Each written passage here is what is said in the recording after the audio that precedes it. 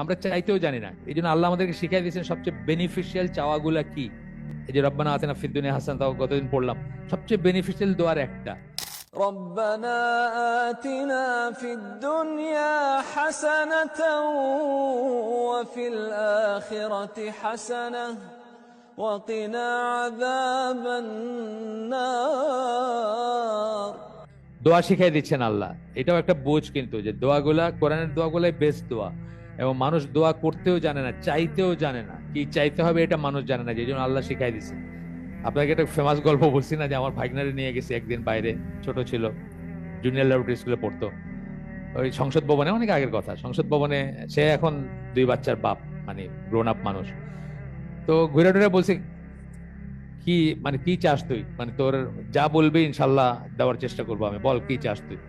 ছোট মানুষ তো অনেক চিন্তা করে বললো কোক। অনেক কিছু চাইতে পারতো, তাই না? মানে এখন তার ছোট ব্রেনে এর চেয়ে বেটার কোনো সাজেশন আসে না, এবং এটা স্বাভাবিক।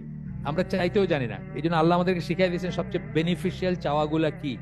কোরআনে কিন্তু অনেক জায়গায় বলে দিচ্ছেন, তাই না? এই যে রব্বানা আতিনা ফিদ দুনিয়া হাসানাহ, তাও গতদিন পড়লাম, সবচেয়ে বেনিফিশিয়াল দোয়ার একটা। এটা যদি আপনি বলেন আপনার সবকিছু কাভার্ড, বা আরো এরকম দোয়া আছে, আরো এরকম দোয়া আছে যেটা বললে সবকিছু কাভার্ড।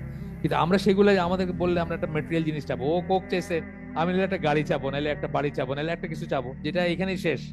হয়তো আমি ওইটাতে ঢুকতেও পারবো না। যে বাড়িটা আমি চাইতেছি আল্লাহর কাছে, সেটা মেটেরিয়ালাইজ হওয়ার আগে তো আমি কবরে। কিন্তু আমি ওইটা চাইতেছি, কিন্তু আমার অনন্তকালের জন্য যেটা দরকার সেটা আমি চাইতেছি না। চাইতেও জানে না মানুষ।